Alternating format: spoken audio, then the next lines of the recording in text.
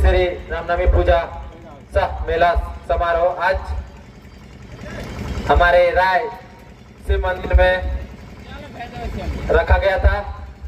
मैं अपने पूरे टीम के मेंबर लोग से अपने तरफ से भी इस कमेटी के जितने भी सक्रिय सदस्य हैं, हमारे जैसे गणेश भाई, हमारे मुखिया जी, जो भी यहाँ पे ऑर्गेनाइजर थे, मैं अपने टीम की ओर से उन्हें धन्यवाद करता हूँ। और पिछले साल के बाद इस साल भी बहुत अच्छा हमको इस अखाड़ा में लगा और हम तरफ से कोशिश करेंगे कि अगला साल इससे ज्यादा अच्छा हम अपने टीम को तैयार करके इस ग्राउंड में लाएं और अच्छा से अच्छा अस्त्र शस्त्र का खेला दिखाएं। और इसी के साथ मैं अपने बात को खत्म करता हूं।